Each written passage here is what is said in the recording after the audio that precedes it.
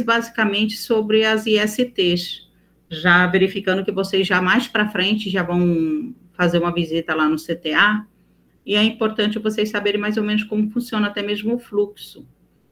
Recentemente, nós tivemos uma mudança nas diretrizes, né? Em 2020, nós tivemos uma mudança, especificamente mais para a sífilis. E se não me falha a memória, acho que já tem uma outra nota técnica, inclusive eu vou abrir ali para ver se é isso, que eu já vi ali no Ministério da Saúde quando eu estava preparando a aula de vocês. Eu não sei se ela veio já com alguma outra mudança, mas se tiver, a gente já vai discutir ela, tá? Se não, vai mantendo o tratamento, que eu acredito que é o mais importante. Então, eu vou entregar também, inclusive, esse manual que eu tirei essa aula aqui, ela está lá no grupo, tá? Eu posso colocar novamente aí, aliás, está no Classroom. Eu posso colocar novamente aí para vocês, no grupo geral, para vocês acompanharem, tá? Bom, gente, de úlcera, então, nós temos essas aí, que pode ser que a gente venha encontrar, né, alguma pessoa que venha nos procurar com algum tipo de úlcera genital. Então, a gente vai falar um pouco sobre cada uma delas, não dá para a gente, claro, aprofundar, como eu disse para vocês, é uma aula bem longa, eu vou tentar aqui, na medida do possível, passar para vocês o que eu puder, tá? Mas vai ser um pouquinho até cansativo hoje, por conta do tamanho do assunto, né? Porque são muitos. E não deu nem para eu poder adentrar muito, porque senão a gente ia passar muito tempo aqui junto. Então, na medida do possível, a gente vai discorrer sobre cada uma delas aqui, tá? Sobre corrimento uretral também, nós vamos falar sobre essas principais, Neisseria, clamídia, tá? Tricomonas, né? E tem algumas que são de causas traumáticas, tá? Vamos falar sobre os meios de diagnóstico, né, que acredito que seja o principal para vocês trabalharem, né, em relação a esses tipos de corrimentos. Bom, começando pelas síndromes, né, como eu disse para vocês, nós vamos tentar discorrer na medida do possível sobre cada uma delas. Como lá na frente estava colocado, né, num fluxograma, nós vamos falar sobre as úlceras genitais, as mais conhecidas, sífilis, cancro, donavanose, herpes, linfadenoma, os corrimentos como clamídia, gonorreia, vaginose bacteriana, candidíase, tricomoníase, e as DIP, que é clamídia, gonorreia, bactérias facultativas, aeróbicas e os micro-organismos, e as verrugas anogenitais, HPV. Sobre o agente etiológico de cada uma e quais são os principais sinais e sintomas, né? Na gonorreia, Neisseria, na mulher, geralmente ela é assintomática, então esse que é um dos grandes problemas para a gente até tratar essa mulher, né?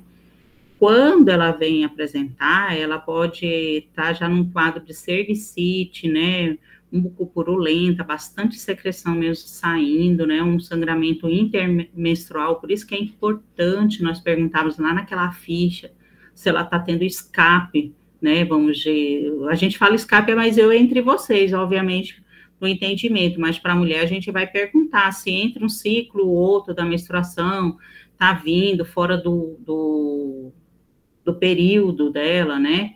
Então, algum tipo de sangramento. Como eu disse para vocês, aquelas fichas, elas norteiam em relação a todo o processo, né? Então, a gente vai fazer essas perguntas até mesmo para a gente saber como está o tipo de corrimento, se ela sente dor, se ela não sente, se ela sente dor para urinar, né? Como que está, se ela sente coceira. Então, a gente usa mais essas palavras que dá para ela entender, né? Em relação à clamídia, né, geralmente também é assintomática, de 70 a 80, quando as mulheres vêm a sentir, né, os homens, as mulheres vêm a sentir, eles sentem uma cervicite, né, uma dor na pelve, né, que eles reclamam, também com muita secreção, essa secreção purulenta, aquela cor bem amarela mesmo, também vem o sangramento na mulher, né, fora do período, dor para urinar, ou até mesmo dificuldade para urinar, como vocês estão vendo aí. e isso é um dos sintomas que confunde até com a infecção urinária, tá? Então, por isso que a gente tem que fazer algumas perguntas bem específicas. Em relação à sífilis, até comentei com um de vocês, quando a gente estava lá falando rapidamente sobre coleta, na fase primária, ela vem uma úlcera e ela geralmente é única, essa úlcera pode ser bem pequenininha, como também pode ser grande, tá? E ela é indolor, bem endurecida e de fundo limpo. Ela não fica secretiva, tá? E como eu disse para vocês, com o tempo ela some. O cancro, ele é algumas lesões bem múltiplas, diferentes já da sífilis, né? Vem várias, ela já é dolorosa, então incomoda, é por isso que os homem ou mulher acaba procurando a gente, né?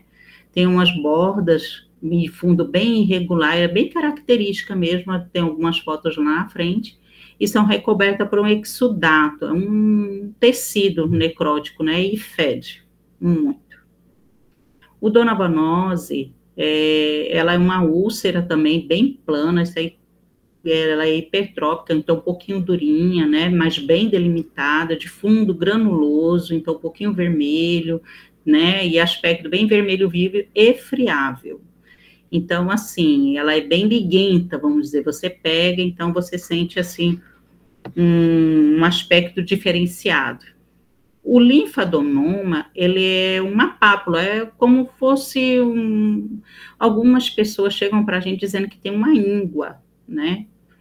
Então, assim, ela fica bem grande mesmo, né? Uma úlcera, bem, mas só que é indolor, e ela provoca essa linfadenopatia inguinal, né? Que o pessoal chama de íngua, né, e evolui depois com o tempo para supuração e fístula, então fica secretiva, né, ela estoura, vamos dizer assim, né, faz uma fístula ali e começa a surgir uma secreção.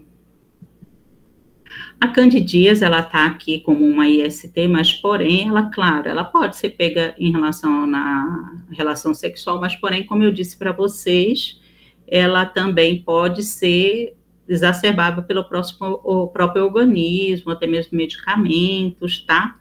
Então, ela vai causar esse prurido, essa dor, né? Vem placas brancas, um edema, um inchaço da vulva, né? E dor a urinar.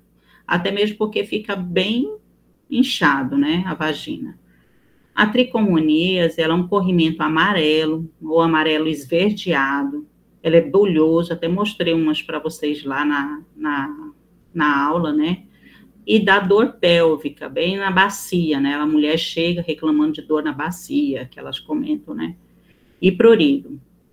A vaginose bacteriana, entre elas tem a Gardnerella, que é o que mais a gente conhece, ela é um corrimento bem fétido, né? Branco, às vezes acinzentado, e ela tem um fluido bem fluido ou até mesmo cremoso. Com o passar do tempo, se a mulher não trata, infelizmente vai ficando mais consistente. Nas herpes genitais, são lesões, erimatopapulosa, ela vai evoluindo para vesículas, na maioria das vezes apresenta febre, mal-estar, mialgia e também dor a urinar.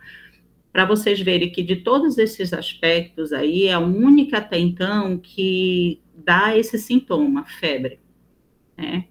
E é uma coisa, assim, que é interessante, porque às vezes a pessoa chega para a gente falando que está com aquela dor, a gente já pensa em infecção urinária. Infecção urinária também dá febre. Então, quando a pessoa fala que não sente febre, nada, só uma dor para urinar, aí você já começa a suspeitar e vai perguntar se está tendo algum corrimento, como é que está, e precisa ser avaliado, né? O condiloma, gente, é o HPV, eles são bastante lesões, tá? Uma lesões bem diferenciada, tipo couve-flor, né? E quando menores, eles têm a aparência de umas pápulas brancas que podem ser até dolorosas, friáveis e pruriginosas, coça, tá? Bom, olha aí uma característica da sífilis. Eu vou falar um pouquinho mais sobre a sífilis, né, nas aulas que a gente vai ter aqui, vocês vão ver que tem um pouquinho mais de slide em relação a elas, até mais porque é uma das dificuldades hoje nossas de tratamento. E é o maior número de casos, pelo menos, que a gente tem constatado. E por conta da gravidade também, né? Por conta da sífilis congênita. Então, é uma prática sexual desprotegida, por transfusão também de sangue, pode ser manifestada, né? Da mãe para o filho, né? Então, pode ser congênito ou até mesmo durante a gestação ou parto. As manifestações dependem de cada ciclo. Como vocês veem aí, tem a primária, a secundária e a terciária. E inicialmente ela começa com aquele cancro. É muito difícil nós conseguirmos pegar na primária, gente. Muito difícil mesmo. Normalmente a gente vai pegar na secundária e terciária. E a atenção no pré-natal, vocês vão ver que hoje tem o teste rápido, né? Então, ela pode ser congênita e, consequentemente, causar aborto, malformação, feto, ou até mesmo ele ficar, nem nascer, né? É morte.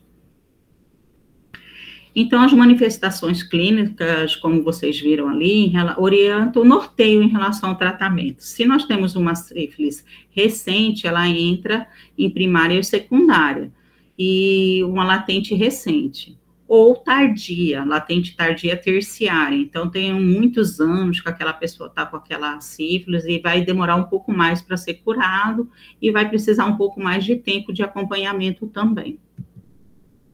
Antigamente, nós tínhamos uma classificação aí, por isso que eu falei para vocês, com a mudança, né, dessa classificação, então agora a gente tem nesse esquema aqui, que eu nem vou comentar o esquema antigo, mas só para vocês terem uma ideia, se alguém, um dia vocês estiverem lá atendendo, o pessoal fala, mas antes você realmente, bem antes, era dessa forma agora, só para vocês terem um conhecimento de que mudou. Né? Então, atualmente, a sífilis primária, secundária e latente, ela tem 1 ano de evolução, então demora. Vocês veem que os marcadores, que a gente vai estudar lá na frente, ou até ver na prática, os marcadores podem demorar até 1 ano para reverter. Por isso que quando o paciente vai chegar lá para nós, fazer o teste rápido, ele vai dar simplesmente um marcador, assim, reagente. Mas o que é esse marcador reagente? Quer dizer que essa pessoa tem sífilis, mas qual delas? Primária, secundária, terciária? Não faço ideia. Para isso, nós vamos precisar de um exame sorológico, tá? Para saber se essa sífilis é recente, se ela é tardia, né? E como vai ser tratada, tá? E a sífilis tardia, ou tardia terciária, ela é mais de 1 ano ainda de evolução. Tá? Demora muito mais tempo ainda para evoluir. O paciente, às vezes, fica 2 anos conosco para conseguir zerar marcador. Aí, lá para frente, a gente vai falar como é esse zerar marcador. Hoje, a respeito da bezetacil, que é a droga de escolha para o tratamento, né, a gente faria, normalmente, a gente pegava o número de casos suspeitos e observava em relação à questão de alergia. Hoje se faz recomendação na anamnese, vamos perguntar quais são os medicamentos que ela faz uso, se ela teve alguma reação, e tem como fazer uma sensibilização também, tá? Então, para vocês verem mais uma vez como é que funciona, né, tem uma lesão bem grande, né, aqui. Então, a gente vai perguntar para essa mulher ou esse homem, se tem esse tipo de lesão e, se for o caso, observar. Como vocês viram, não tem secreção, né? Ela normalmente é um único só, mas pode ser, como vocês veem, bem, né, grande ou então pequeno, né, o nódulo. Então, essa úlcera, ela tá rica em treponemas, e ela geralmente ela é única, né, e ela regride no período de 3 a 8 semanas. Então, o período de incubação para essa sífilis aí é até 90 dias. Por isso que nós, quando formos fazer o teste rápido, perguntamos para a pessoa quando foi que ela teve sexo desprotegido, que teve essa suspeita. E nós vamos ter que observar essa pessoa por pelo menos 30, 60, às vezes, a depender do caso, 90 dias, né? Um mês todinho, ou pode ser que venha a manifestar. Tá? Por isso que não é só um teste que a gente pede para a pessoa retornar, tá? Como vocês viram aí, ó, a borda bem definida, regular, endurecida, de fundo limpo, tá? A característica dela. Em relação à sífilis secundária, essas lesões, elas vão começar, as lesões da mucosa, elas começam, duram em média de 4 a 12 semanas. Ela vai aparecer por volta da 6ª semana até 6 meses após a cicatrização do cancro. Então, como vocês veem como ela demora, até mesmo para a gente poder regredir, falar que essa pessoa está curada, a gente não pode simplesmente, após 6 meses de tratamento, dizer que a pessoa está tranquila. A gente vai ter que ficar aí até 1 ano, né, como vocês viram ali, observando como ela está reagindo em relação aos sinais e sintomas, tá? Cicatrização, entre outros. Inicialmente, começa uma erupção macular, eritematosa, pouco visível, algumas placas mucosas de lesões acinzentadas, como vocês viram até aqui no início. Olha aqui, ó, na mão, tá? Então, se alguém chegar aqui na mão, na planta dos pés, a gente já suspeita da sífilis, tá? A terciária, gente, olha, é muito tempo depois, viu? Pessoas começam a aparecer, aí vai muito também do organismo, né? De 2 a 40 anos depois do início da infecção. Eu encontrei uma senhora que ela já era viúva há muitos anos e foi difícil para ela entender que ela tinha sífilis. Ela não aceitava de jeito nenhum, porque ela estava viúva há tantos anos e não tinha marido. E para explicar aquela mulher, que parece que ela já tinha em torno de uns 20 anos que estava viúva. Nossa, foi muito difícil, ela caiu numa depressão, infelizmente, sabe, uma tristeza mesmo. Falei assim, é uma pena, né? Mas a gente tem que explicar para essa mulher, para esse homem que vem até a gente, que faz muito tempo, às vezes, que aconteceu, que tem pessoas que vai se manifestar muitos anos depois, e esses muitos anos chega até 40 anos depois, tá? E o acometimento do sistema nervoso central e cardiovascular, que daí vocês imaginam como está por dentro os órgãos daquela pessoa, querendo ou não está tomado, como alguns me perguntaram lá, né? A latente, né, a tardia, ela não já vem sem sinais e sintomas, diagnóstico por exames, testes sorológicos, né? E recente é sem sinais e sintomas, diagnóstico até por exames, testes sorológicos também, em relação a recente maior de 1 ano.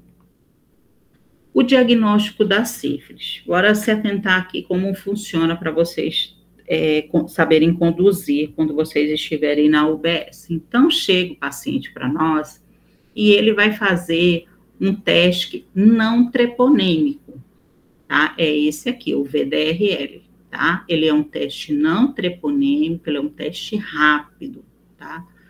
Porém, para eu saber se esse paciente é um teste, se esse paciente tem se ele está na primária, secundária ou terciária, eu preciso quantificar, porque o VDRL, ele é um teste só qualitativo, ele não é quantitativo. Então, esse paciente vai chegar, vai positivar, eu vou saber que ele tem sífilis, mas eu preciso saber qual é o estágio.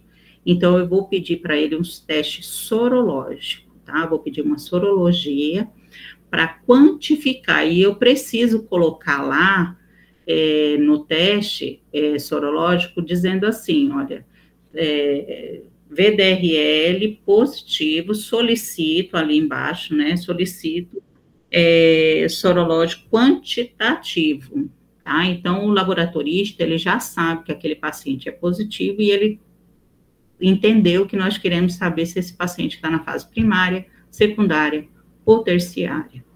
Outro teste que vocês podem pedir é o FDABS, tá? Porém, eu vou ser bem sincero, o FDABS, ele é mais, assim, para acompanhamento, por exemplo, ele vai te direcionar para saber se aquela sífilis que aquele paciente veio ali, ele já tratou, porque você chega lá, ele faz um tratamento, ele diz que fez um tratamento, não sabe nem te dizer quanto tempo, aí você pergunta se ele já teve relação sexual desprotegida, aí ele fala que sim, aí você já não sabe se aquele paciente tratou adequadamente ou se já é novamente uma sífilis que ele tem. Porque o VDRL dele, que você fez ali no postinho, o teste rápido, deu positivo. Mas aí, quando você falou para ele que ele está com sífilis, você precisa pedir um outro exame, ele falou para você que ele já fez tratamento. Aí você falou, caramba, e agora? Será que ele infectou de novo? Ou será que ele não tratou? Será que fizeram o tratamento adequado nesse paciente? Ou você ficou em dúvida, tá?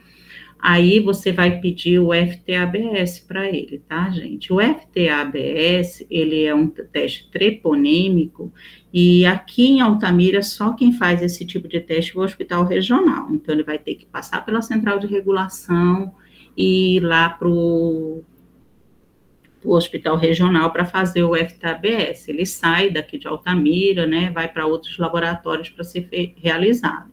Particular faz pelo laboratório central, entre outros, né, assim como os sorológicos do modo geral.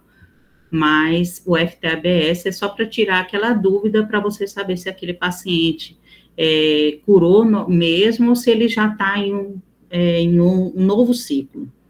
Porém, é o paciente que não, até então, chegou para nós lá, é uma gestante, é uma mulher ou um homem que não sabem, não sabiam que estavam com sífilis, então a gente deu positivo, então nós vamos pedir um teste sorológico apenas, tá?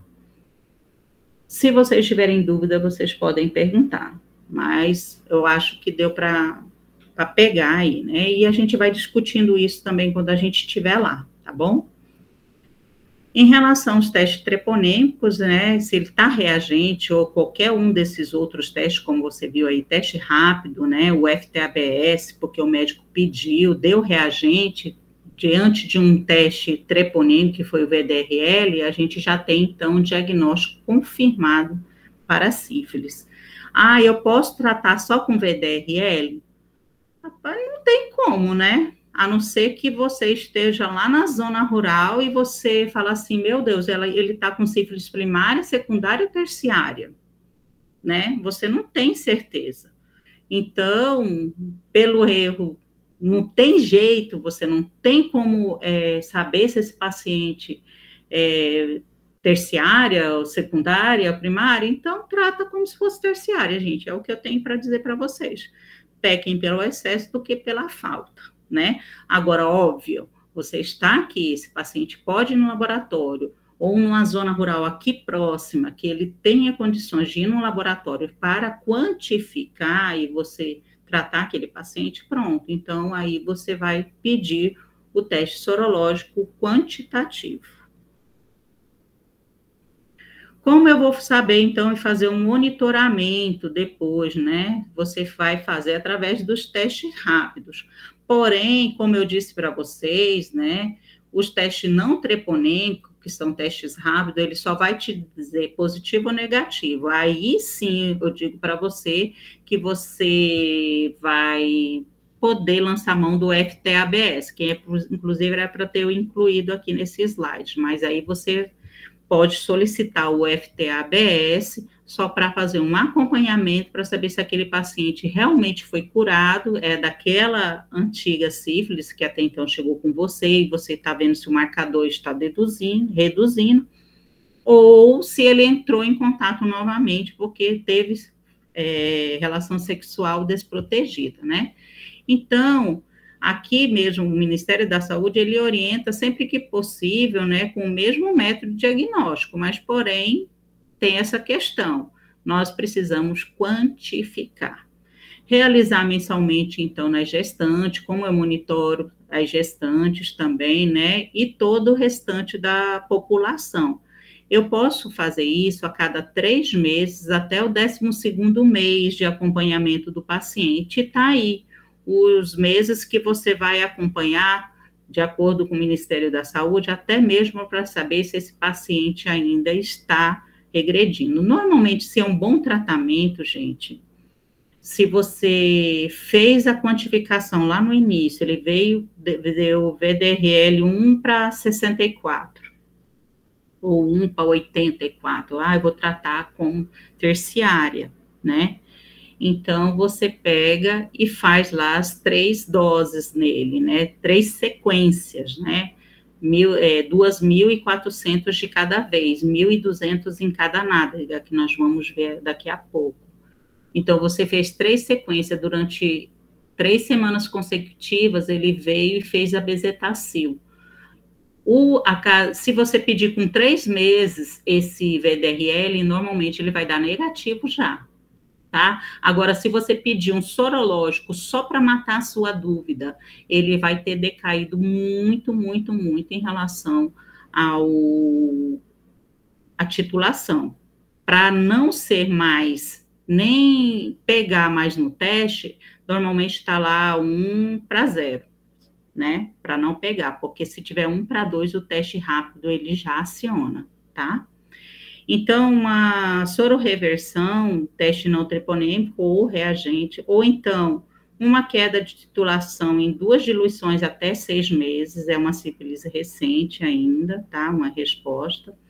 Ou então ele tem uma queda na titulação em 2 diluições até 12 meses, então esse paciente realmente tinha uma sífilis tardia, tá? Então dá para você ter certeza também pelo teste sorológico, se você não tiver lançar mão do FT-ABS, então dá para você ver pelo sorológico, tá? As titulações dele, gente, que eu falo, é porque o teste ele vem assim, 1 barra um quantitativo na frente, e é por aquele quantitativo que você vai saber se esse paciente está na primária, secundária ou terciária. Se ele tiver 1/2, como se a gente enxergasse meio, né, quando a gente vê assim 1/2, então esse paciente está na sífilis primária, tá? 1/4, 1/6, 1/8, eu considero esse paciente na sífilis primária. Passou de 1/10, eu já estou considerando esse paciente sífilis secundária. A literatura nunca vai dizer assim para você uma titulação exata para cada tipo, porque depende muito também dos sinais e sintomas. Hoje eu falo para vocês aqui, mas se o paciente chegar para mim com 1/13, e eu falaria assim, esse paciente está na secundária, mas quando eu olho assim, as mãos e os pés já com pontos, eu digo, opa, ou a titulação está muito errada, ou então esse paciente aí, né, eu vou tratar como terciária. Peque pelo excesso, mas não peque pela falta, tá? Na dúvida, é uma coisa que os médicos que trabalharam comigo esses anos todos, a gente sempre falava a mesma coisa. Olha, perguntavam para a doutora Sinara mesmo, que era uma que sempre estava comigo, perguntavam para ela, ela falou assim, peque pelo excesso, mas não peque pela falta, trata como terciária, tá?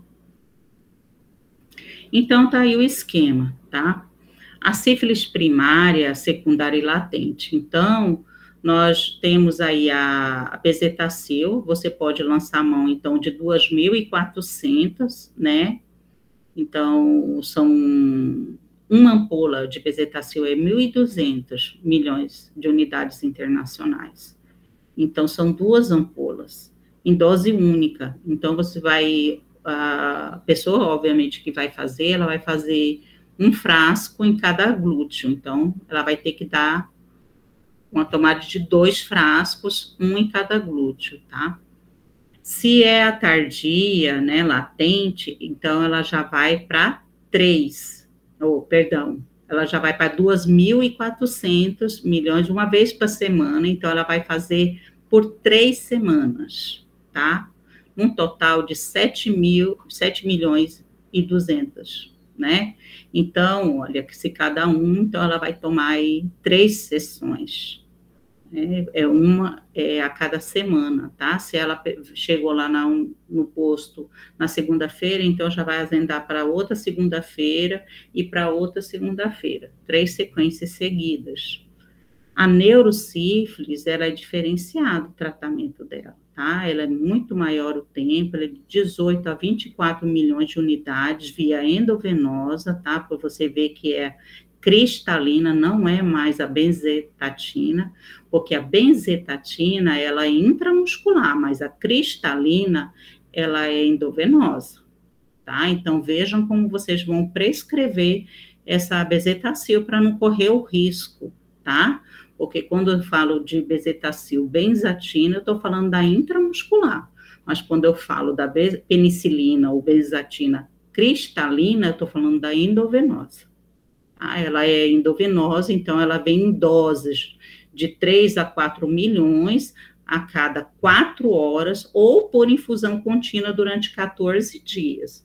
Então, normalmente, esse paciente está lá internado conosco. Tá? Ele está lá na área hospitalar.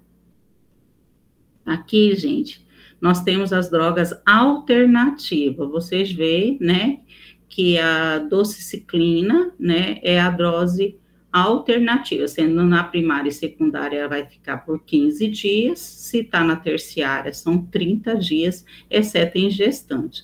E a ceftriaxona, 2 gramas, de 10 a 14 dias, esse paciente está internado. Mais uma vez aqui, para vocês terem uma ideia. Pode falar, Nádia. Professora, no caso, se for gestante, o que a gente vai fazer? Já, já. Tá. Aqui, olha, no caso da penicilina bezetacil, né, tá bem mais fácil aqui de vocês entender, né, uma dose única, são 2 ampolas aqui, e aqui, né, dividida em 3 doses, uma por semana, né, então, aqui a recente, secundária, tardia, 7.200, dividido em 3 doses, aqui em 2 doses. Então, quer dizer que ele vai vir fazer 2.400 numa semana e 2.400 na outra. E aqui ele vai fazer 3 sequências, tá? Tratamento. Como que é essa administração? Ela é por via intramuscular, né? A bezetacil, no vasto evento glúteo, ela pode ser também realizada, né? Livrando os nervos e vasos. Locais alternativos para aplicação pode ser vasto lateral da coxa ou dorso glúteo, mas são daquelas pessoas, por algum motivo, não podem fazer na região glútea, que é onde tem mais tecido muscular.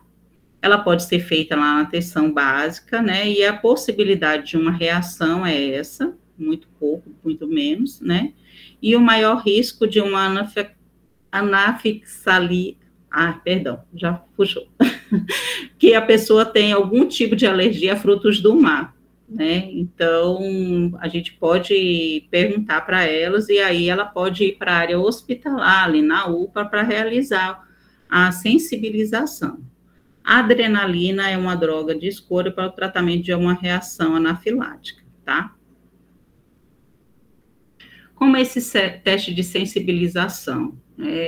A gente, como eu disse para vocês, normalmente a gente faz no ambiente hospitalar. Se a pessoa chegou lá e falou para nós que ele tem alergia a alguns tipos de frutos do mar, então a gente vai orientar eles a ir lá para a UPA para fazer a sensibilização. Então, ele vai ser uma dose oral, tá, de penicilina, né, e ela, no ambiente hospitalar, ela toma até um intervalo de 15 minutos, né, e aguarda ali um total de 30 minutos até o término de todo o processo, para que ela possa receber daí, então, a bezetacil, tá? Mas, vou ser bem sincero, é muito pouco mesmo as pessoas que têm algum tipo de alergia à bezetacil, mas não é raro, tá? E aí ela faz o tratamento. Se caso, né, não tiver nenhum problema, ela vai fazer a doxaxilina, né, no caso de se tiver muito exacerbado, tá? Cicatriz sorológica. É aquilo que eu falei para vocês. Paciente chegou para nós e ele falou que ele já tratou. Tem paciente que chegou para mim já uma vez, ele já como terciária, e ele ficou com 1,2, gente. Né? Ele ficou 1/2, que a gente chama de cicatriz sorológica. Então, aquele paciente que já fez tratamento há algum tempo, e ele fica dando uma cicatriz ali que você fala assim, será que esse paciente entrou em contato novamente? Será que ele... E ele está ali me dizendo que não, que tomou todos os cuidados, que não teve mais sexo desprotegido. Então, ele vai ficar ali conosco durante 1 ano, né, dependendo se foi primária, para fazer a reversão. Se não, ele pode ficar aí com essa cicatriz sorológica, né, por um bom período. Teve gente, como eu disse para vocês, ficaram com mais de um ano. Aí a gente pode pedir o FTA-ABS só para verificar se esse paciente, quando estava lá no início, né, se teve algum tipo de aumento nesse período. Agora, se observou lá no início que ele tinha uma titulação alta, foi decaindo, veio 1 para 4, depois ficou e se instalou 1 para 2, e a gente pode dizer que é uma cicatriz sorológica. E ele pode ficar ali por um bom tempo, tá? Então, o monitoramento, ele tem esse intuito principal de avaliar esse aumento dessa titulação, né, em até 2 diluições, o que configuraria daí uma reinfecção ou uma reativação, e necessidade de retratamento. Agora, se ele, paciente, ficou ali todo aquele tempo, tem ano que ele está 1 para 2, é o que a gente chama de cicatriz sorológica, pronto. Ele vai ficar por um bom período e vai chegar um momento que você vai fazer, ele vai zerar, tá? Pelo menos se não tiver histórico. Em relação à sífilis congênita, que é o tratamento treponêmico, né, para transmissão da mãe para o concepto. Então, pode vir via transplacentária, né, ou ocasionalmente um contato direto da lesão no momento do parto. Se ela está ali com aquele cancro na hora do parto vaginal e ocorre, então, o contato direto daquela criança, pode ocorrer, então, uma contaminação. E ela também pode resultar em aborto, ou então a criança nasce antes do tempo, né, um prematuro, e alguns até mesmo com alguns aspectos de manifestações clínicas, que a gente vai ver lá na frente. Então, a gente faz a testagem para essa mãe, normalmente quando elas chegam lá no hospital para fazer o pré-natal, ou então já para ter o parto, a gente vai fazer o quê? O teste não treponêmico, o VDRL. Se ele deu positivo, eu tenho que quantificar, então vou solicitar o sorológico. Mas essa mãe, ela, de repente, já iniciou o tratamento dela, tá? Mas se ela iniciou e terminou todo o tratamento em até 30 dias antes do parto, gente, eu considero que o tratamento foi adequado, até 30 dias antes do parto. Mas, por exemplo, ela iniciou e a última injeção dela faz 1 semana que ela tomou, então, infelizmente, essa criança ainda corre um grande risco, sim, de nascer com sífilis congênita. Então, vai ser feito o exame, tá, não treponêmico, que é o VDRL, e normalmente já tira bem ali o sangue do cordão umbilical, na sala de parto, tá, não precisa furar o bebê. Na sala de parto mesmo, já coleta um pouquinho ali do sangue do cordão umbilical e já faz o teste rápido ali na sala de parto mesmo, tá? Aí nós temos essa situação, né? O teste não treponêmico no sangue periférico, ele vem a declinar aos 3 meses de idade. E os não reagentes, aos 6 meses, não infectado ou adequadamente tratado. Então, essa criança pode ainda vir a se manifestar, né, se a mãe não tratou adequadamente. Então, a gente tem que observar e fazer o acompanhamento. Por isso que o exame sorológico é fundamental, não pode ficar só no VDRL, não tem nem como. Algumas manifestações clínicas, elas podem surgir por algum motivo, infelizmente não foi feito o teste lá na sala de parto, né, falhou, esqueceram, não tinha, não sei. Então, aí ela pode manifestar, né, alguns sinais e sintomas. Aí vai depender também do tempo da infecção, né? Como é que estava essa mãe quando a criança, né, recebeu essa infecção, né?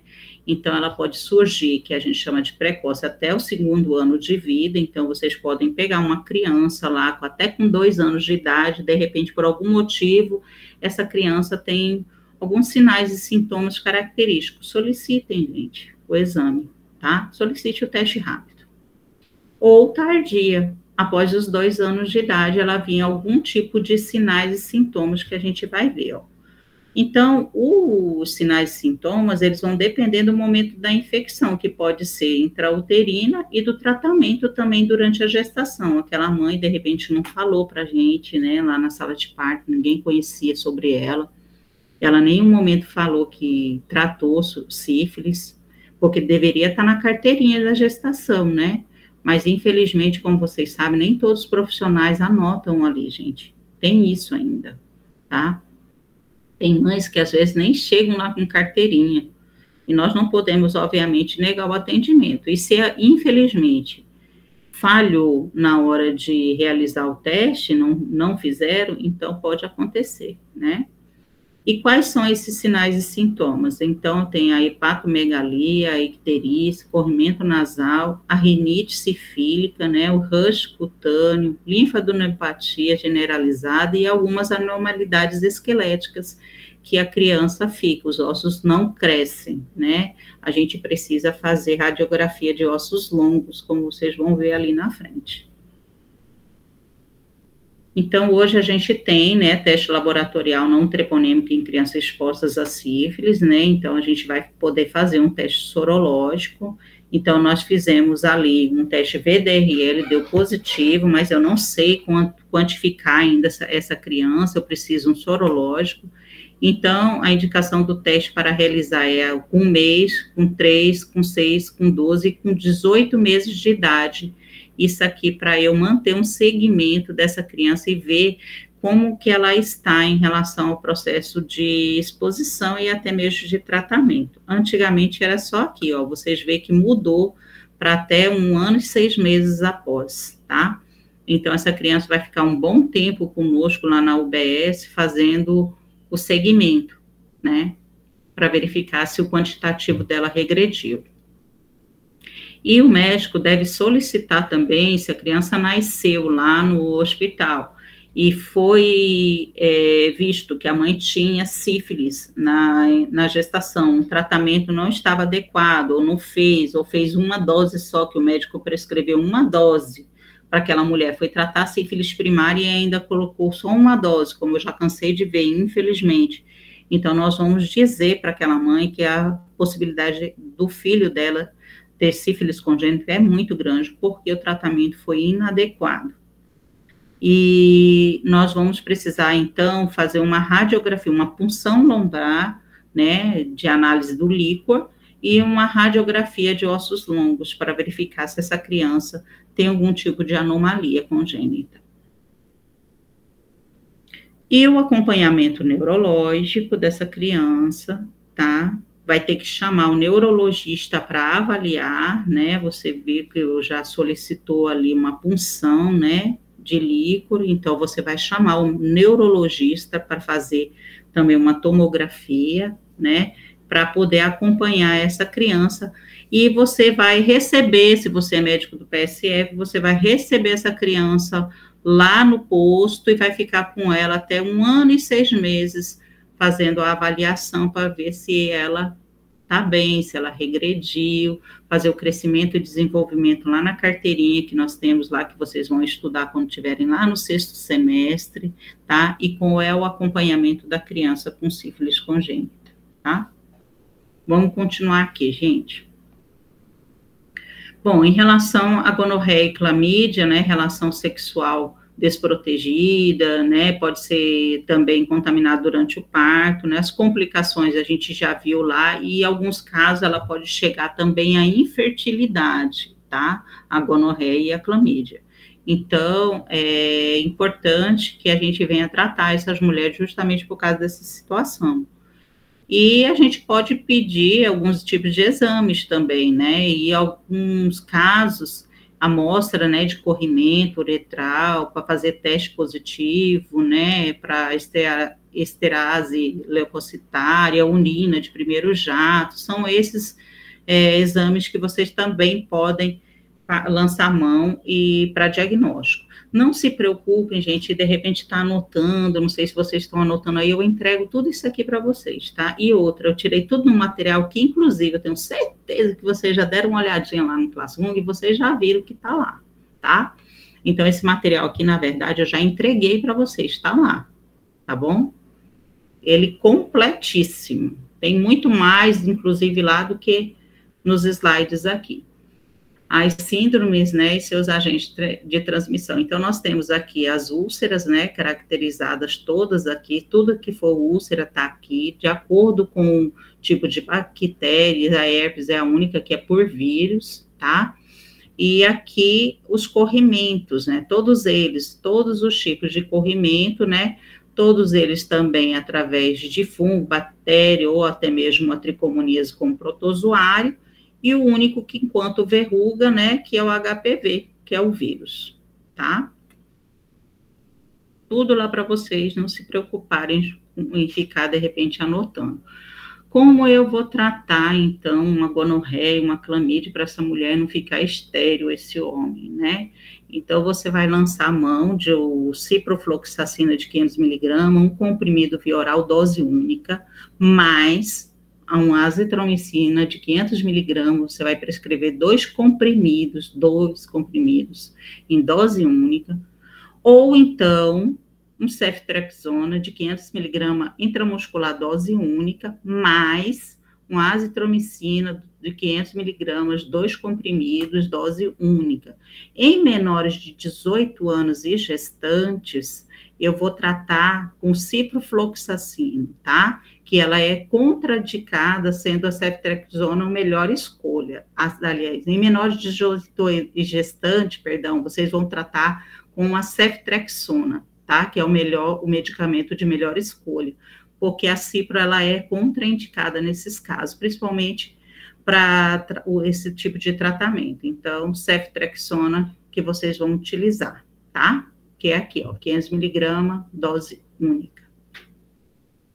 Uretrite, clamídia, tá? Azitromicina, 2 comprimidos, dose única, ou a dociciclina de 100 miligramas, 2 comprimidos, 2 vezes ao dia, né? Então, a gente vai colocar de 12 em 12 horas por 7 dias, ou a amoxicilina de 500 miligramas 3 vezes ao dia, que é 8 em 8 horas por 7 dias, tá? Claro, nós hoje, graças a Deus, nós temos essa medicação e vocês vão ver lá no posto de saúde.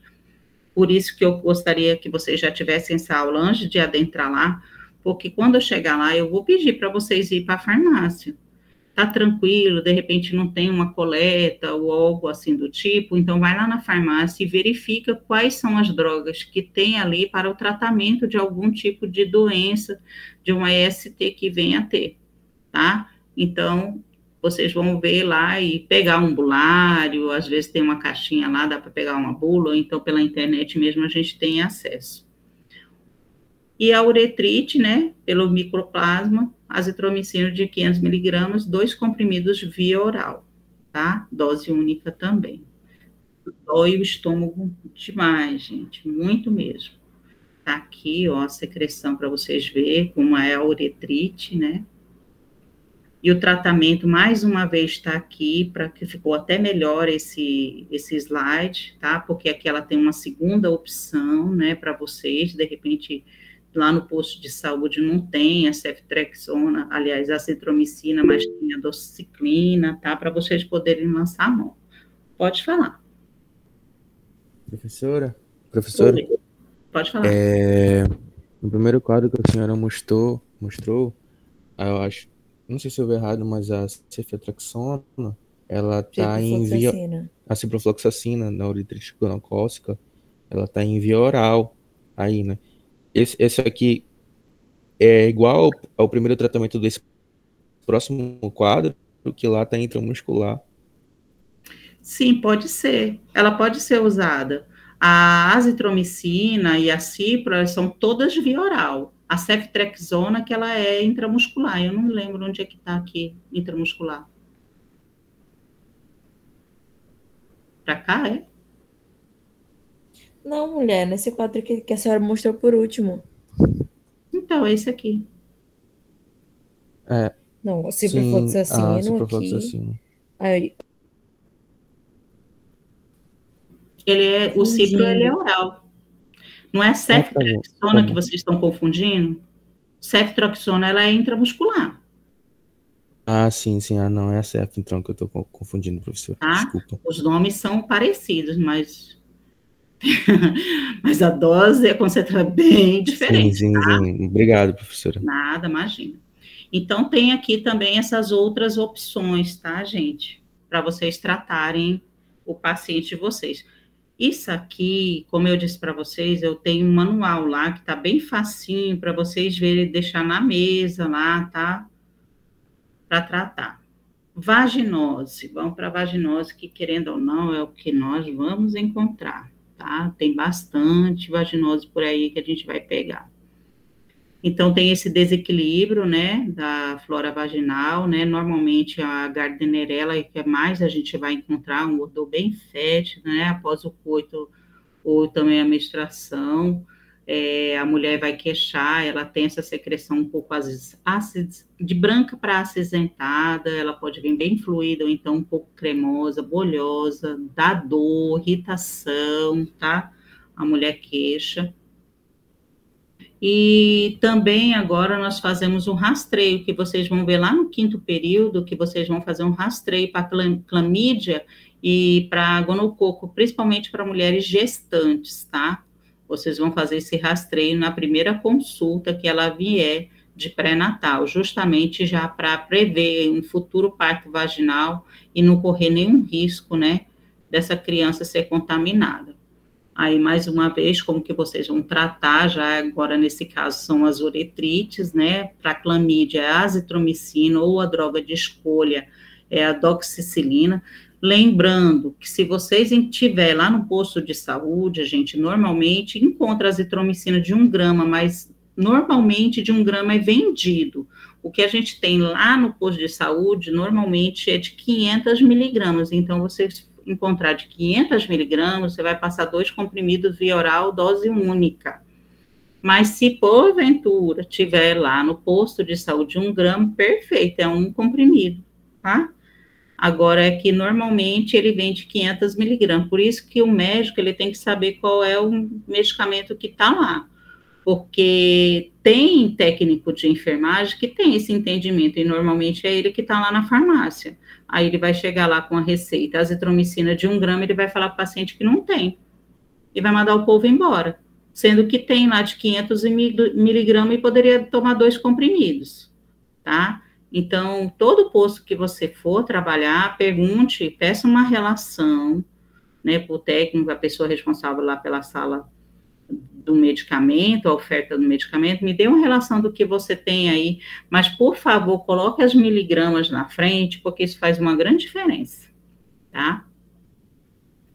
Se for gonorreia, ela é normalmente tratada com um ciprofloxacino, tá? De 500 miligramas, tá? Via oral, dose única, e tem aí as doses de segunda opção, para, de repente, a pessoa não tem alergia, tem algum comprometimento, ou então você tem lá no posto essas outras drogas aí, e aí você lança a mão delas, tá? Vamos caminhando. Tricomoníase, né? Transmissão sexual, né? Inclusive por portador assintomático, né? Que abriga o micro-organismo no trato urogenital. Sinais e sintomas, né? Secreção, às vezes bolhosa, né? Tricomoníase. Uma coloração de amarelo para esverdeado, tá?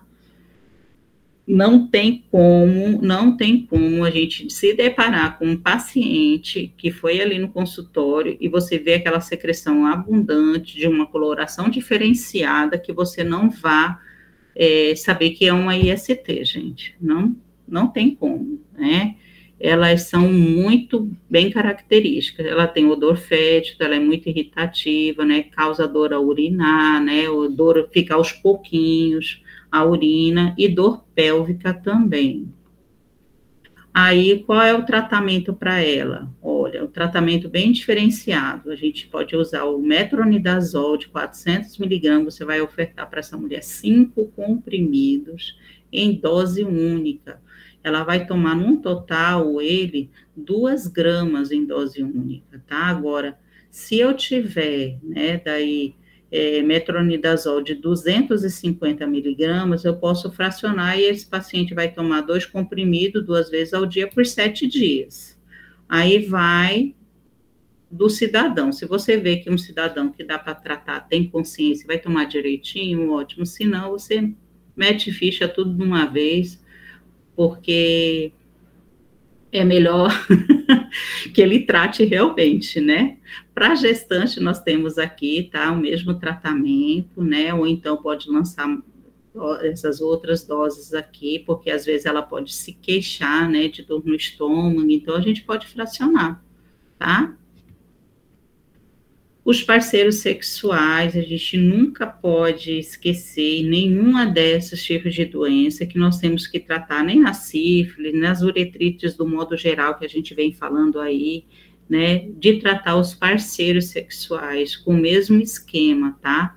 Até mesmo para tratamento para aliviar também o corrimento, né, em gestantes, além de prevenir infecção respiratória ou genital no recém-nascido, tá? Eu não sei se vocês já viram algum comentário de que bebês nasceu, e principalmente bebês do sexo feminino, com secreção vaginal, com muita, inclusive. Uma vez eu peguei uma criança no posto de saúde que a mãe veio e trouxe a fralda, estava bem, aí eu perguntei para ela se ela estava sofrendo de algum problema, né, aí ela falou que tinha, ela até então tinha sido tratada, mas a criança esqueceram desse detalhe, e era parto normal.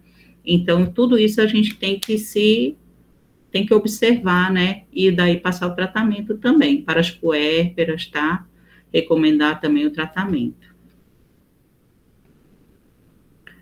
Deve-se, em relação às lesões, do donavanose e o linfogranuloma, gente, nós temos que suspeitar também de neoplasia, tá? Encaminhar esse paciente, né, para biópsia, para investigar, tá?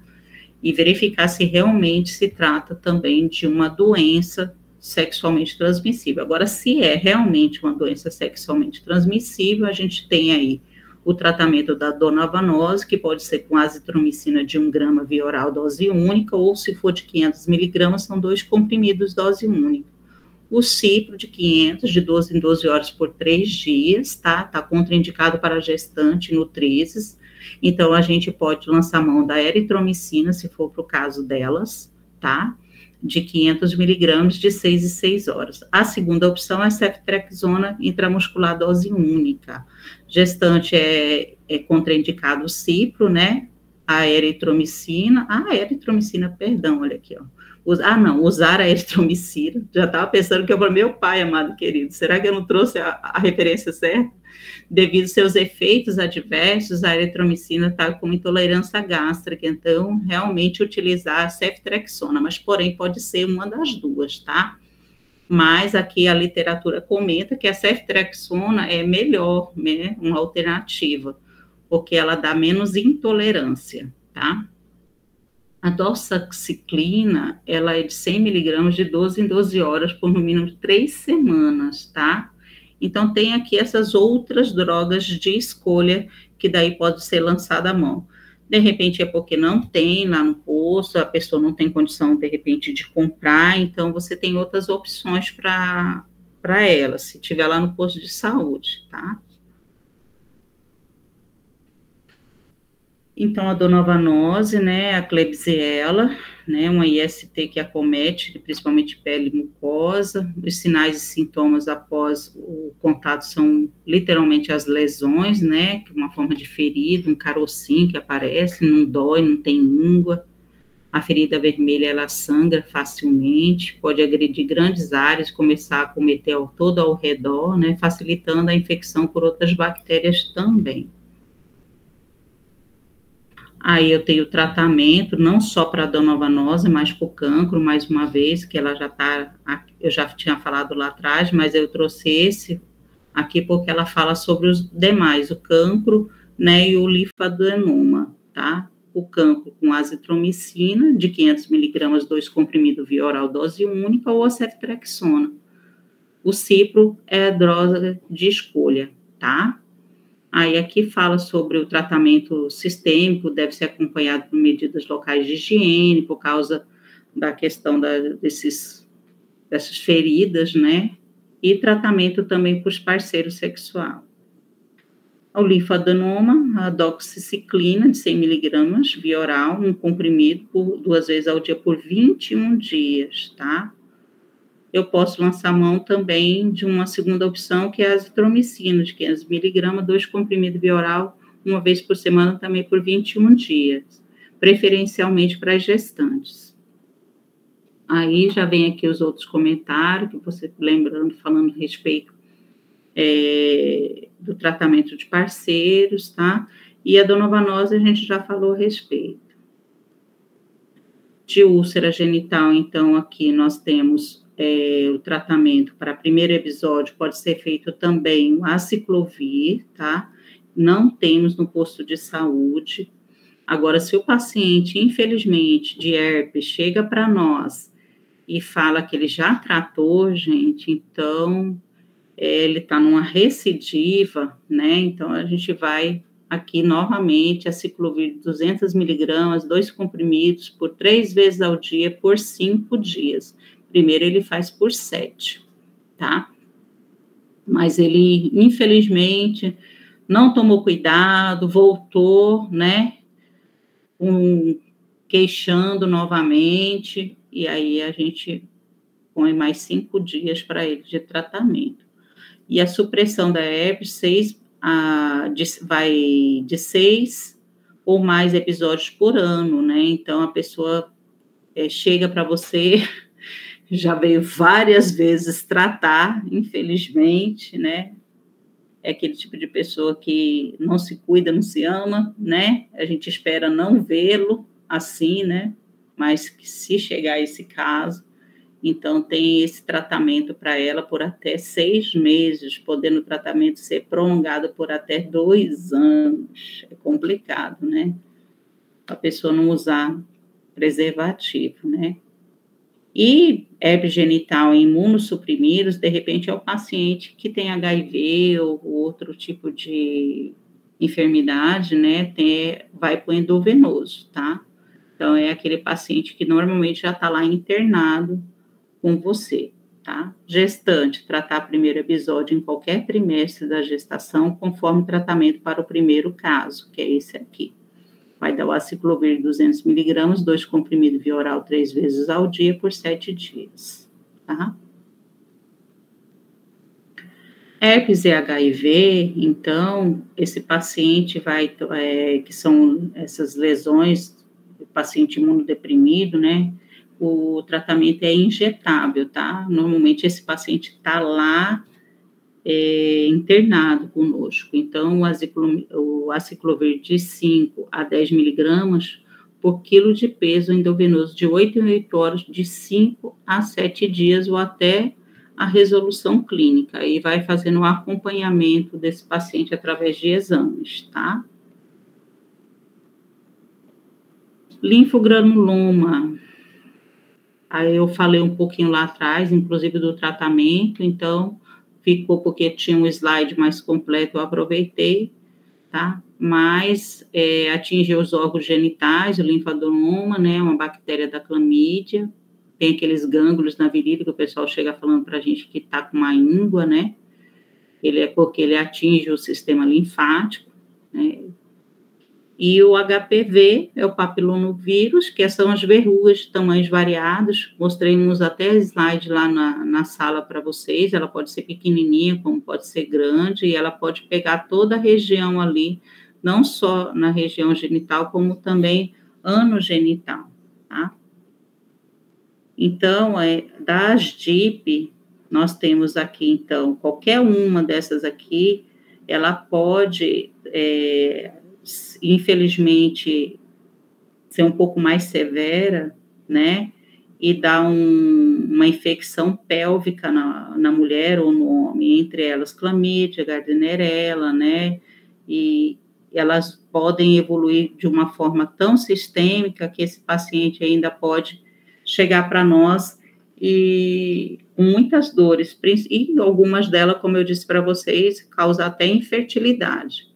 Então, das DIP, do modo geral, que são essas doenças aqui, da clamídia, gardnerella, estrepto vaginalis, por aí, anófila, neisseria, gonorreia, né, entre outras, a gente vai tratar ela. Se está lá no posto de saúde, a droga de escolha é ceftriaxona de 500 miligramas intramuscular, dose única. Mas se tiver também e mais a doxiciclina e o metronidazol. Vocês veem aí que o tratamento dela é muito maior, né, do que até algumas outras, a não ser o linfadenol, que é por 21 dias. Se ela está no hospital, já vai para o endovenoso, tá? Mais a doxiciclina. E as drogas de segunda escolha aqui, até mesmo de terceira, se caso do ambiente hospitalar, tá? E o HPV? O HPV são essas lesões, né, grandes, únicas, né, quando maiores, elas assemelham também ao couve-flor, né, quando menores, ela tem uma aparência de placas, podem ser doloridas, friadas, pruriginosa, pode ser transmitida por qualquer atividade sexual, excepcionalmente também durante o parto, né, ou até por vômitos, é raro. O que são vômitos? Vômitos são aqueles utensílios, né, que a pessoa usa. Porém, por exemplo, se for um homem ou uma mulher que usa algum tipo de vibrador, algo assim, se outra pessoa for usar, então, infelizmente, vai pegar, tá? Então, por isso que a literatura traz aqui. Pode ser raro? Pode. Mas usou, né, uma coisa íntima, pode acontecer sim, gente. Por isso que o paciente chegar para você e a gente tem que questionar qual foi o meio para saber, né? Aí está o risco de exposição, apresenta essas verrugas anogenitais, né? E normalmente acontece abaixo dos 30 anos, a maioria em mulheres adolescentes, é por isso que hoje a gente já tem a vacina, né, contra o HPV, e um tempo médio de infecção de alto risco é de até 20 anos para a mulher poder, infelizmente, adquirir um câncer cervical, um câncer de colo de útero, tá? Por isso, muito importante a coleta de preventivo. Aqui, o diagnóstico é clínico, tá? A gente vai ver aquela verruga anogenital, mas também pode acontecer em situações especiais, né? Pode ocorrer um histopatológico, ficou na dúvida por algum motivo, sei lá, pode pedir uma biópsia, tá? O tratamento, né, pode ser domiciliar, imiquimoide de 500 miligramas, ou pudofitoxina, né, o ácido ATA, que vai tratar essas verrugas, né, cauterização, né, ou até mesmo retirada cirúrgica em casos, assim, que estejam exacerbados, né, mas se não, até com ATA mesmo já consegue tratar, tá?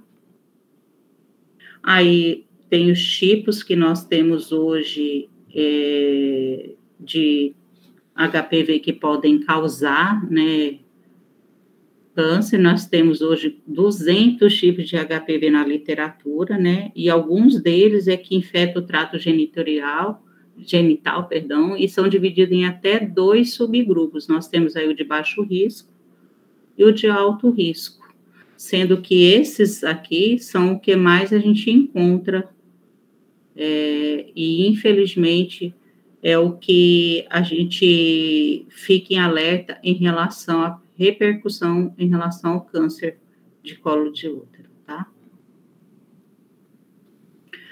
E a prevenção que a gente tem hoje é a vacina, tá? Então, são normalmente 2 doses, e o intervalo entre uma e outra é de 6 meses.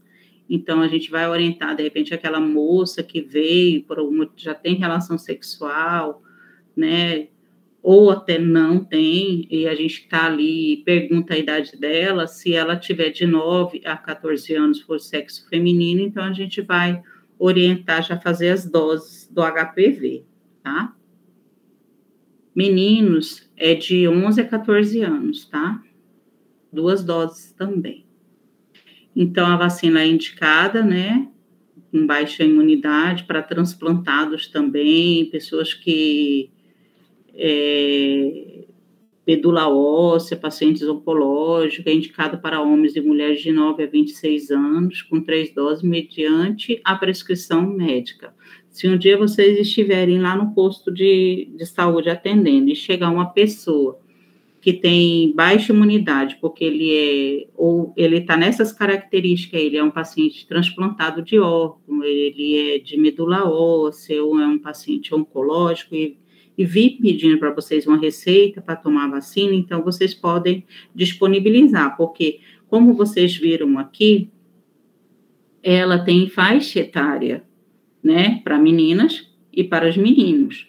Então, uma pessoa que foge dessa faixa etária, por exemplo, chega lá com 25 anos, e para pedir para vocês, então ela tem que estar em uma dessas características aqui, tá?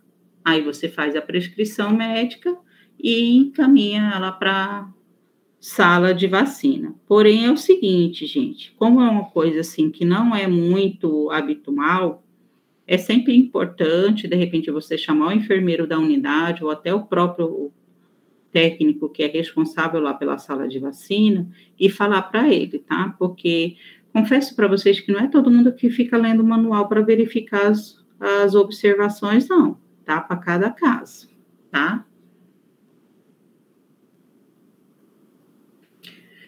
Em relação ao HPV também, a realização do estudo citológico da populações especiais, homens que fazem sexo com homens e pessoas com prática sexual anal também, tá? O aumento de incidência de câncer anorretal, tá?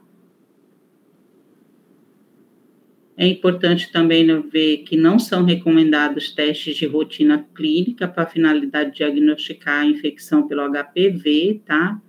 Mas, porém, a gente tem como fazer, no caso, o exame clínico, né, do paciente, ou se você ficou na dúvida, aí lança a mão da biópsia, tá?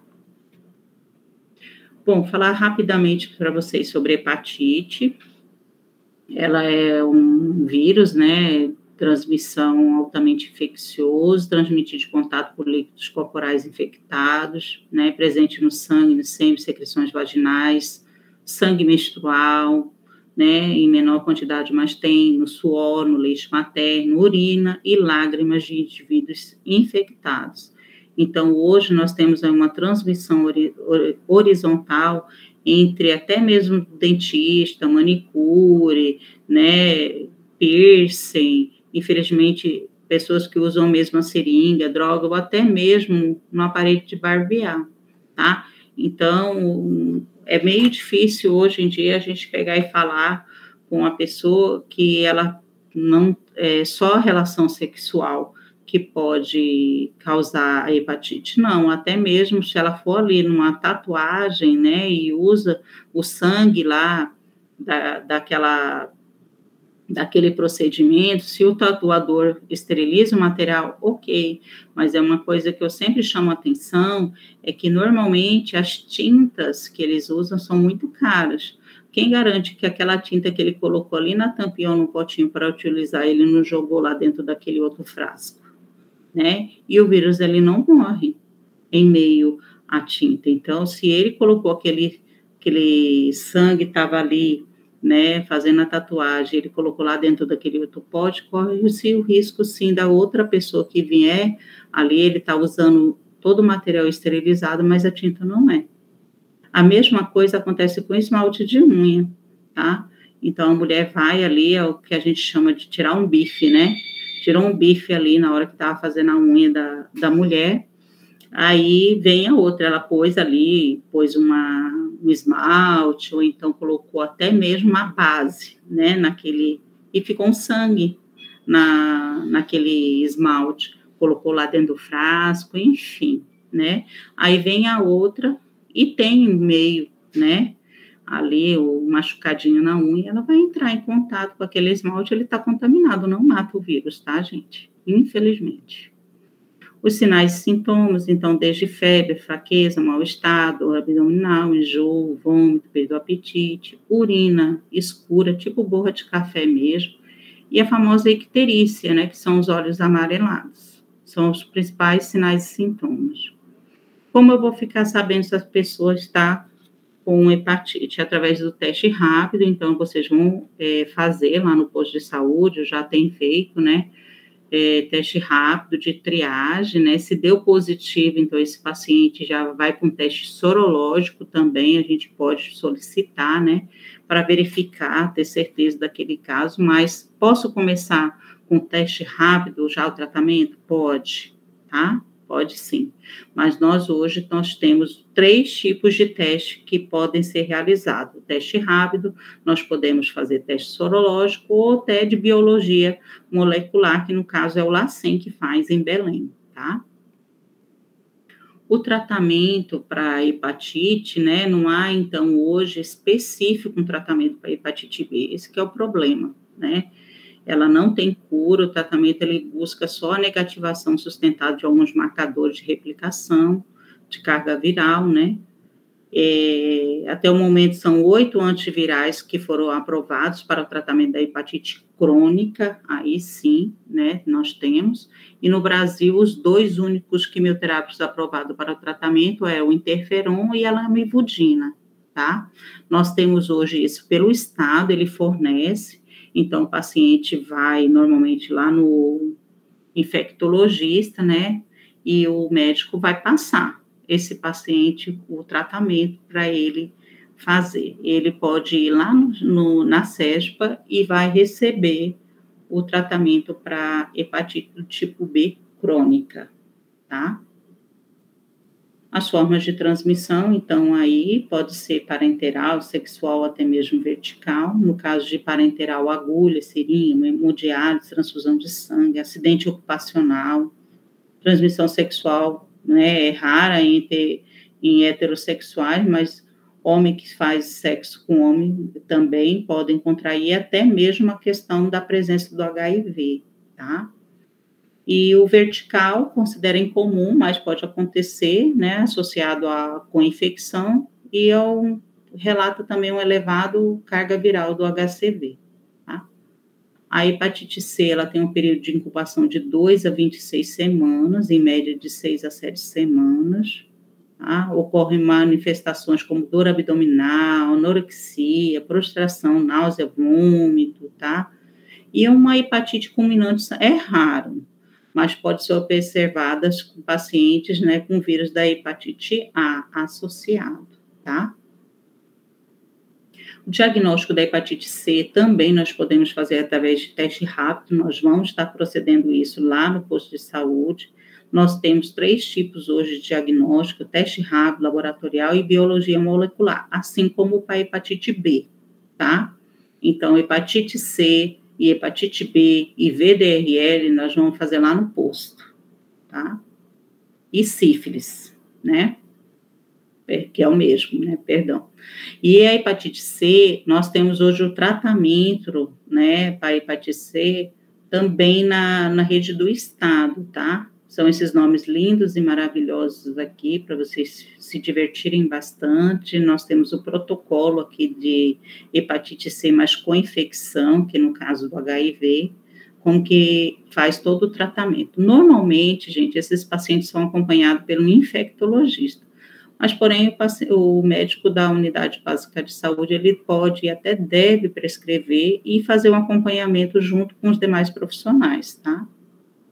Prevenção, não existe vacina, infelizmente, né, contra a hepatite C, nós temos só contra a hepatite B hoje, né, e também não existe uma imunoglobulina humana contra a hepatite C, nós temos contra a hepatite B, eu não quis nem adentrar essa questão, porque senão nós não ia conseguir sair hoje, né.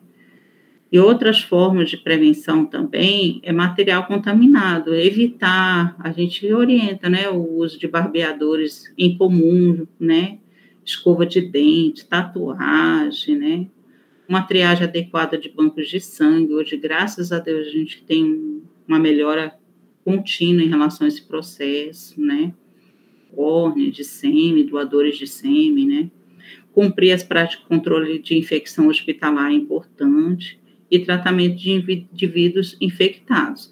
Hoje, se a gente conseguir, então, cada vez mais o alcance dessas pessoas infectadas e iniciar o tratamento, menos pessoas contaminadas a gente vai ter por aí, né? A mesma coisa do HIV, a mesma coisa da sífilis, das demais doenças. Por isso que a gente insiste tanto no diagnóstico, que é tão fácil hoje apenas com teste rápido.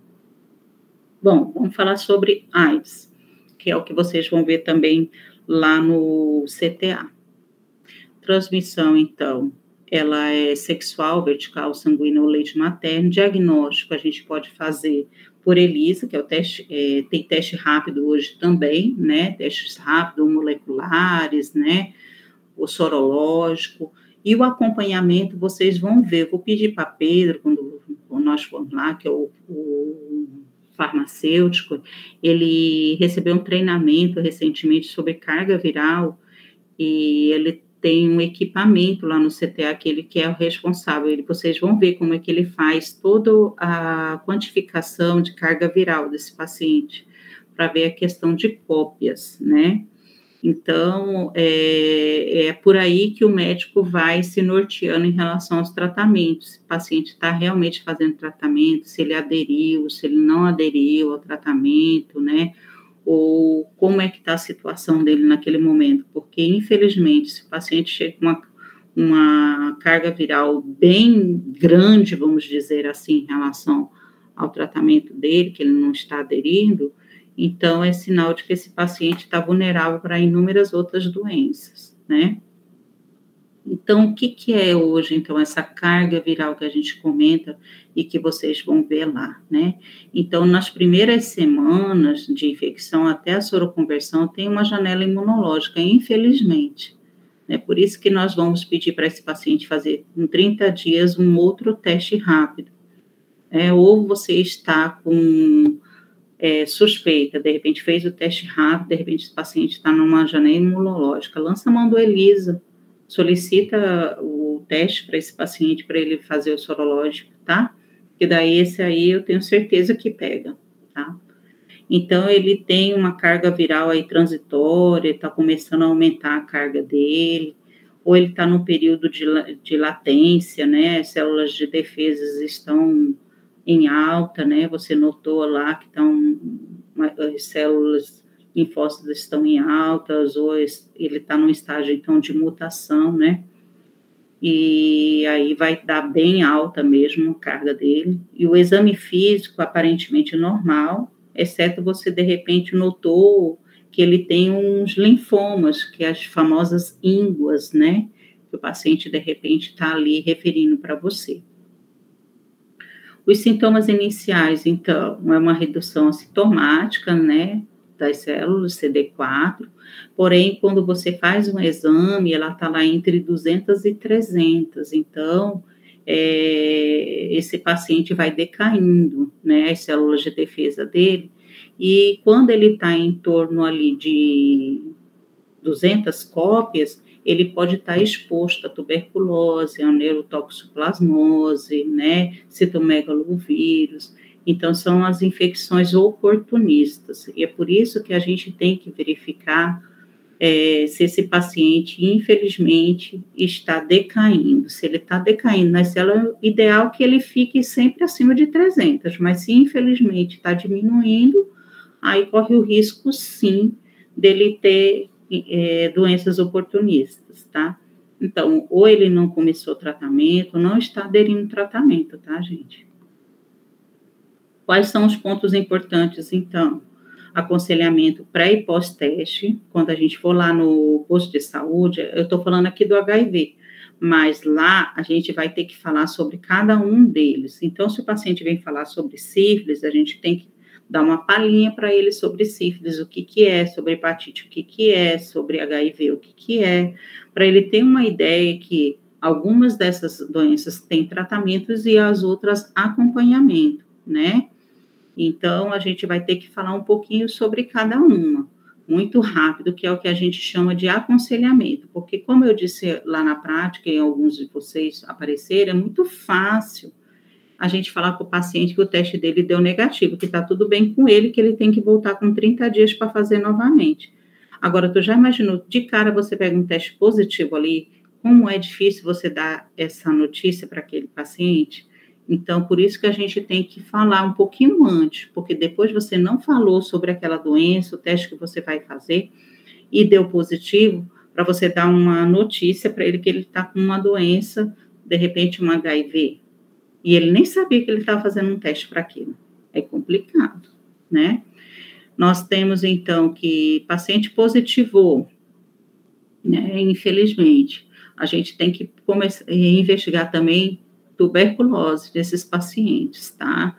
Então, se ele é um paciente, principalmente que está com tosse secretiva, a gente vai ter que pedir BAR, tá? Aconselhamento para situações de risco, não tem que falar a respeito do uso de preservativos, né? Vacinação para pacientes soropositivos, salvo as exceções daquele paciente que está muito imunodeprimido, então não, né? E início mais rápido possível com a terapia antirretroviral.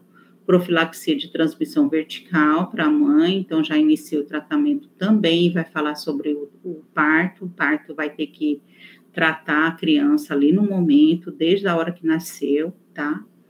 E o TARV também em todas as gestantes, independente da situação ou contágio de CD4. Então, nós temos a primeira fase do HIV, que é a fase aguda, que ela pode apresentar uma hipertermia, sudorese, cefaleia, fadiga, faringite, exantemas, gânglios linfáticos aumentados e um leve prurido.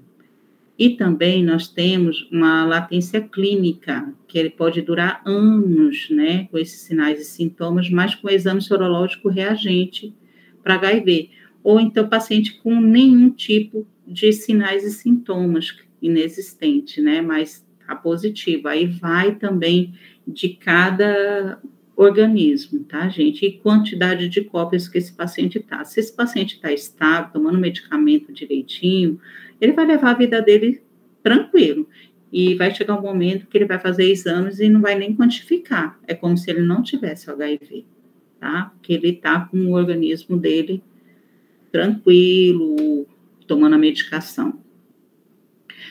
Na fase sintomática inicial, pode ocorrer alguns processos oportunistas de menor gravidade, como candidíase oral, presença de mais de um segmento de sintomas superior a um mês, né, como uma linfodenopatia, diarreia, febre, a pessoa não quer comer nada. Ela pode também falar sobre sudorese noturna e até mesmo emagrecimento por causa desse astenia que ela está sentindo, ela não sente vontade de comer absolutamente nada, então ela perde rápido mesmo o peso, tá? E o HIV, propriamente dito, as doenças juntas, secundárias, né, enfraquecimento do sistema imunológico, aí vem as doenças oportunistas, né, como tuberculose, neurotoxoplasmose, ou até neoplasia. Então, esse paciente aqui, gente, infelizmente, quando chega nesse estágio aqui, ele normalmente está lá internado, tá? Como eu vou tratar esse paciente? Então, esse paciente chegou para você, ele deu, né, positivo, teste rápido, vamos iniciar, então, logo o tratamento dele. Hoje nós temos o dolutegravir e o tenofovir mais lamivudina, que é a droga de escolha, tá? Que está disponível pelo SUS, é um comprimido, decorrer por 30 dias, ele vai iniciar o tratamento, então é o 2 em 1 que o pessoal chama, né? Aí, ó, ele vem dessa forma, ele é o tenofovir mais lamivudina, 300 miligramas de cada, 300 de tenofovir e 300 de lamivudina, um comprimido por dia. O dolutegravir de 50 miligramas, um comprimido por dia. Então, eu tenho aqui o 2 em 1. Tenofovir mais lamivudina, 300, e dolutegravir, 500 miligramas. Perdão, 50 miligramas, tá? Um comprimido por dia. Normalmente, a gente orienta que seja pela manhã, tá? Tá aí, mais uma vez, para vocês verem, existe também outros diagnósticos, que doenças que, de repente, podem estar associados, né, e o paciente chega lá já com algum outro tipo de doença. Quando ele está com meningite por criptococcus, aqui, ó, vai entrar com antifúngicos, tá? Mas esse paciente, normalmente, ele já está lá internado para nós, porque, ó, aqui, ó, CD4, então, com 50 copos, esse paciente está muito mal, tá? Muito mal mesmo. Todas essas doenças que eu falei para vocês, gente, são doenças de notificação compulsória, todas elas, sífilis congênita, hepatite B, hepatite C, no caso HIV, tá? E as doenças todas as doenças genitais, urogenitais, a gente notifica também, mas em menor proporção, mas porém, essas demais, em específico sífilis, hepatites e HIV, são todas doenças de notificação compulsória. Eu peço a vocês até que me lembrem disso quando chegar lá no posto, ou peçam para o outro professor que estiver acompanhando vocês, para mostrar o formulário para vocês como é que funciona para doenças de notificação compulsória do tipo hepatite B e C, sífilis congênita, e HIV, e como é que funciona a notificação daquelas demais doenças genitais, no modo geral. Tem sim uma notificaçãozinha, que daí a gente vai escrever o nome dela lá, tá? E que vai também todas para epidemiologia. Bom, gente, eu acho que de aula é isso. Eu estou aqui com a garganta seca, chega a estar me doendo a garganta, porque eu não parei um minutinho para tentar terminar com vocês aqui até as 18 horas. Eu acho que eu ainda estou no tempo, graças a Deus, porque daqui a pouco tem para aula. Gente, perguntas. Eu tentei falar o máximo possível aí, e aqui, deixa eu ver se eu mostro para vocês, deixa eu parar essa apresentação. Deixa eu procurar aqui para vocês um material que está lá na protocolo, deixa eu ver se é esse aqui, tem esse,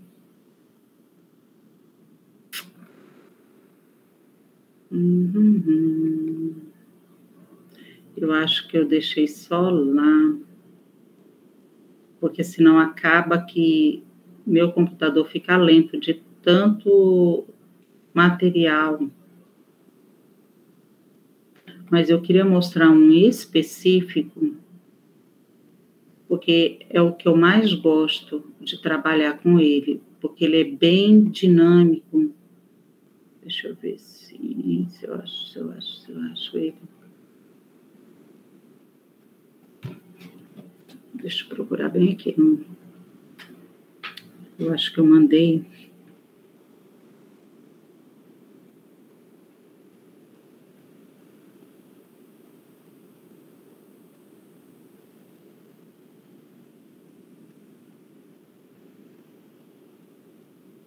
Aqui.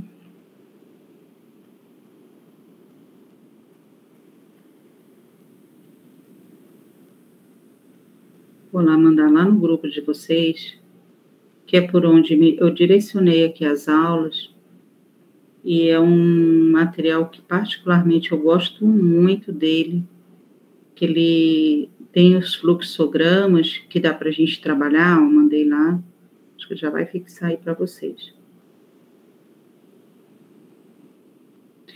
E fica bem fácil para a gente poder, e tem o tratamento também, tá, gente? Tem o tratamento de todo ele aqui que facilita bastante. Mandei lá para vocês, tá?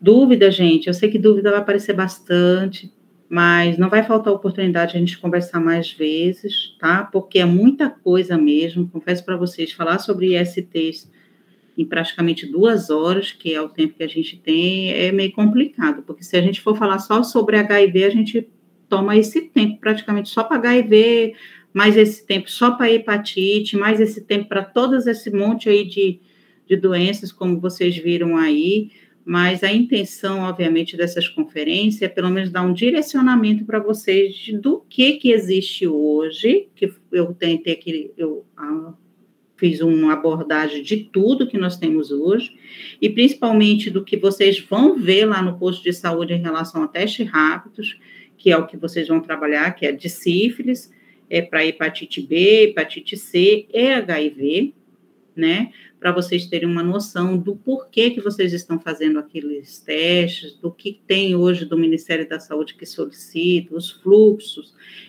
o que tem tratamento hoje, o que não tem tratamento hoje, por exemplo, a hepatite B, tratamento tão específico, a não ser a crônica, né? A hepatite C não, ela já tem um tratamento específico para ela, HIV hoje tem também, sífilis tem, mas, porém, tem doenças que, infelizmente, as pessoas vão ficar aí pro resto da vida com elas, né? No caso do HIV, no caso das hepatites, então, infelizmente, vão conviver.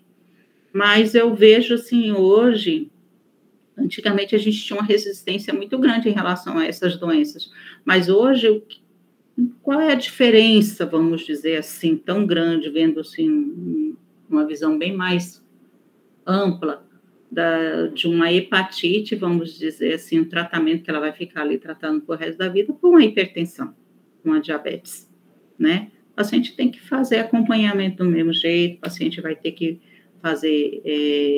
tomar os medicamentos da mesma forma. Então, hoje, assim, eu não vejo por esse ponto, assim, mais grande, né? Lógico que daí cada uma vai com a sua especificidade, mas, enfim. Ok? Obrigado pela atenção de todos, tá? Se vocês não tiverem nenhuma dúvida, sinto contemplada também. Obrigado pela aula, professora. Bem, pessoal. Qualquer dúvida, a gente está à disposição, tá? E olha, vão lá no Classroom, que eu deixei todo o material, aliás, tem muito mais material lá, tem inclusive esse que eu mandei lá no grupo para vocês, tá? Porque ele é bem grande em relação à quantidade de doenças que estão ali, e vocês vão querer ou não começar a usar ele também lá no 5º semestre, que tem um acompanhamento das gestantes também, tá? Beijo, pessoal, até a próxima. Tchau, prof, até a próxima. Tchau. Tchau, bom final de semana.